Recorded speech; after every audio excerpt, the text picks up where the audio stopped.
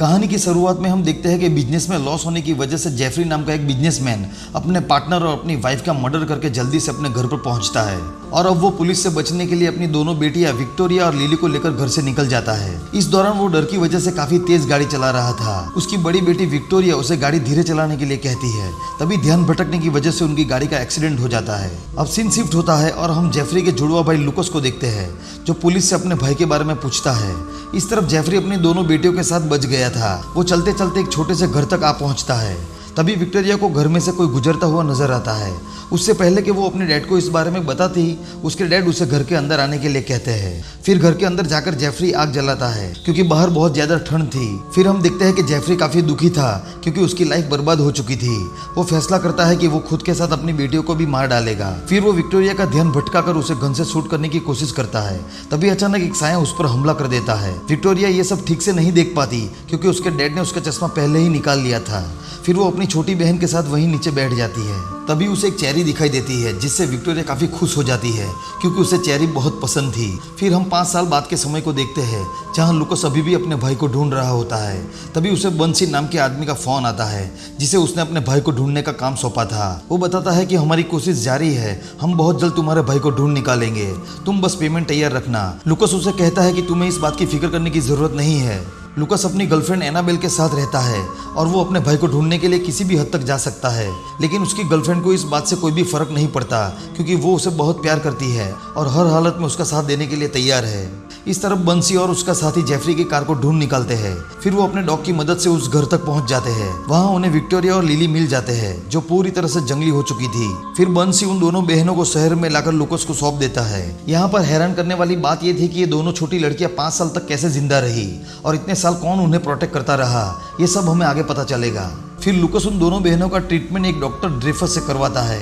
Doctor उन्हें बताता है कि इन दोनों बहनों की हालत बहुत ज्यादा खराब है। बड़ी बहन विक्टोरिया अभी भी बोलना नहीं भूली है, पर छोटी बहन लिली छोटी होने की वजह से पूरी तरह से जंगली हो गई है। इसके बाद लुकस उन दोनों बहनों से मिलने उनके कमरे में जाता है। ये देख वो दोनों डर के मारे बेड के नीचे छुप जाती है, लेकिन जब लुकस विक्टोरिया को चश्मा लगाने के लिए देता है तब वो लुकस का चेहरा देखती है और उसे अपना डैड समझकर उसे गले लग जाती है क्योंकि लुकस जेफरी का जुड़वा भाई था। फिर कुछ दिनों तक उन दोनों बहनों को डॉक्टर ड्रेफस के पास ही रखा जाता है।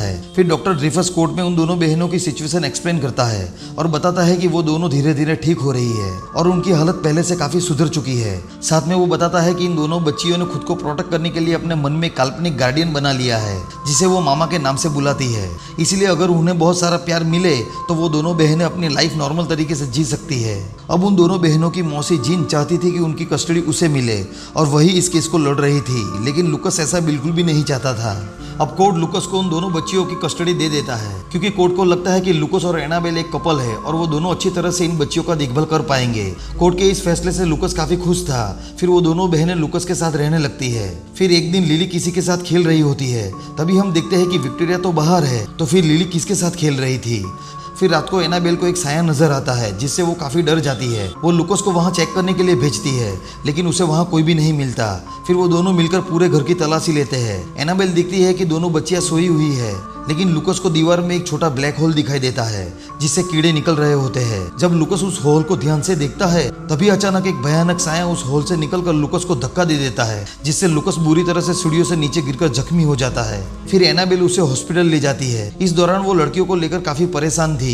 वो डॉक्टर को इस बारे में पूछती है। डॉक्टर उसे कहता है कि अब उन लड़कियों का ख्याल तुम्हें ही रखना होगा क्योंकि उन्हें तुम्हारी जरूरत है। फिर जब एनाबेल उन बच्चियों की दीवार पर बनी हुई पेंटिंग देखती है तो वो डॉक्टर को इस बारे में बताती है। जब डॉक्टर उस पेंटिंग को देखता है तो वो काफी हैरान हो जाता है। फिर डॉक्टर ड्रेफस विक्टोरिया को हिप्नोटाइज करके मामा के बारे में पूछने की कोशिश करता है, पर विक्टोरिया उसे कोई भी जवाब नहीं देती। अगले सीन में हम देखते हैं कि रात में एनाबेल को उन बच्चियों के कमरे से किसी की लोरी गाने की आवाज सुनाई देती है। वो जब चेक करने के लिए जाती है तो उसे वहां कोई भी दिखाई नहीं देता। फिर अगले दिन एनाबेल ये बात डॉक्टर को बताती है। इस पर डॉक्टर कहता है कि मुझे लगता है कि विक्टोरिया को डिसएसोसिएट पर्सनालिटी डिसऑर्डर की बीमारी हो गई है जिसमें एक इंसान दोहरी जिंदगी जीने लगता है, इसीलिए विक्टोरिया ही भारी आवाज में लोरी गा रही होगी। इसके बाद डॉक्टर को पता चलता है कि 20 साल पहले वो लेडी सच में थी जिसकी कहानी विक्टोरिया ने उसे बताई है, यानी विक्टोरिया ने जो मामा की स्टोरी बताई है वो बिल्कुल सच है। फिर डॉक्टर को उस लेडी का सामान भी मिलता है और साथ में ये भी पता चलता है कि वो लेडी एक पागल थी। इस तरफ एनाबेल अपने कमरे में होती है, तभी उसे कमरे के बाहर किसी के होने का एहसास होता है। वो चेक करने के लिए जैसे ही बाहर आती है, हम उसके पीछे एक बहुत ही भयानक साया को देखते हैं, लेकिन जब वो पीछे मुड़ती है तो वो साया वहां से गायब था। फिर अगले दिन एनाबेल उन दोनों बहनों को लुकस को देखने के लिए हॉस्पिटल ले जाती है। वहां पर भी वही कीड़े होते हैं जो घर की दीवार पे थे। इस दौरान लिली उन कीड़ों को बड़ी बुरी तरह से खा रही थी। फिर जब वो लोग घर पहुंचते हैं तो विक्टोरिया एनाबेल से कहती है कि तुम इस तरह से हमारा ध्यान मत रखा करो, क्योंकि मामा को जलन होती है और मैं नहीं चाहती कि वो तुम्हें कोई नुकसान पहुंचाए। इसके बाद डॉक्टर फिर से विक्टोरिया को हिप्नोटाइज करके उसे एक फोटो दिखाता है, जो फोटो उसे उस लेडी के सामान से मिला था। लेकिन विक्टोरिया उसे कुछ भी नहीं बताती और चिल्लाकर उसे वहां से जाने के लिए कहती है। तभी डॉक्टर को वहां दीवार पर एक अजीब सी परछाई दिखाई देती है, जिसे देख वो बुरी तरह से डर जाता है।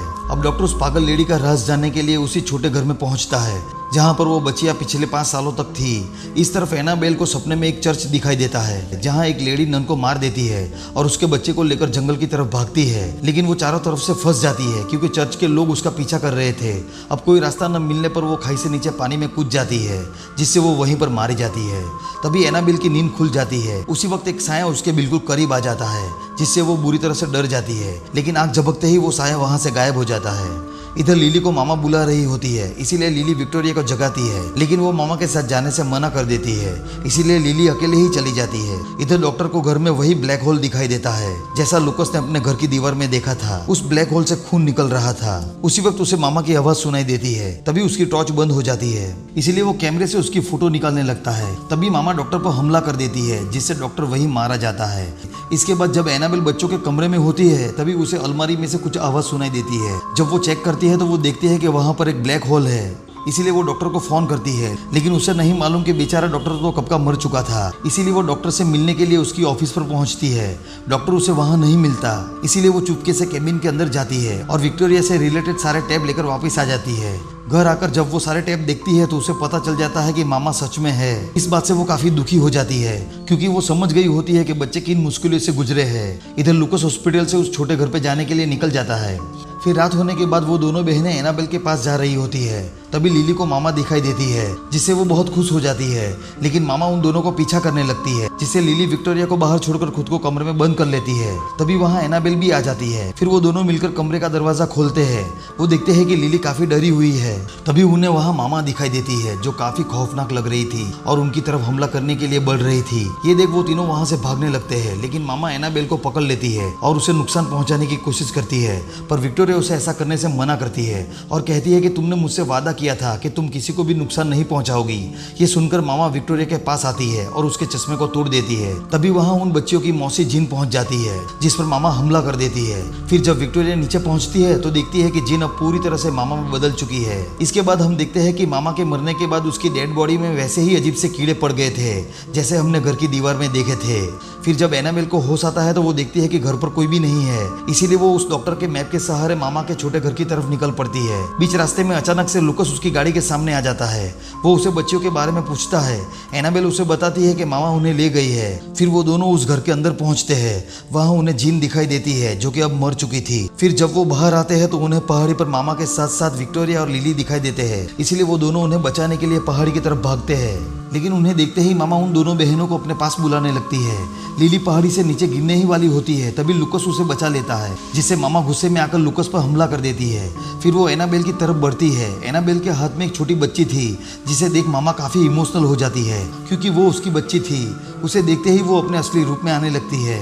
उसी वक्त लिली उसे मामा कह के पुकारती है, लेकिन लुकस और एनाबेल उसे जबरदस्ती पकड़े हुए थे, इसीलिए मामा लुकस पर अटैक कर देती है और फिर एनाबेल को भी जख्मी कर देती है। फिर वो दोनों बच्चियों को अपने साथ चलने को कहती है, इसीलिए विक्टोरिया एनाबेल को गुड बाय बोलकर जाने लगती है और उसे वापस जाने के लिए कहती है। पर एनाबेल ने अभी तक हार नहीं मानी थी। वो विक्टोरिया को पकड़ लेती है, जिससे विक्टोरिया मामा को छोड़ देती है। लिली उसे बुलाती है, पर वो मामा के साथ जाने से इनकार कर देती है। इसके बाद मामा और लिली खाई से कूद जाते हैं और पक्षियों में बदल जाते हैं। अब मूवी की शुरुआत में जेफरी को मारने वाला कोई और नहीं बल्कि मामा ही थी। मामा उस औरत की आत्मा है जिसने अपने बच्चों को खो दिया था। लिली और विक्टोरिया में उसे अपने बच्चे दिखते थे, इसीलिए वो उन्हें प्रोटेक्ट करती थी और इसीलिए वो दोनों बच्चियां 5 साल तक जिंदा रह पाई। पर जब लुकस और एनाबेल उनके बीच आए तो मामा बर्दाश्त नहीं कर पाई और इसीलिए वो उन दोनों बच्चियों को अपने साथ ले जाना चाहती थी। लेकिन विक्टोरिया बच गई और लिली चली गई, क्योंकि लिली का लगाव मामा के साथ बहुत ज्यादा था और वो उसे अपनी माँ समझती थी। विक्टोरिया को भी एनाबेल के रूप में एक माँ मिल गई थी और इसी के साथ ये मूवी यहाँ पर एंड हो जाती है। दोस्तों, अगर आपको ये वीडियो पसंद आया हो तो वीडियो को लाइक और चैनल को सब्सक्राइब जरूर कर देना। मैं मिलूंगा नई कहानी के साथ, तब तक के लिए take care, goodbye and thank you.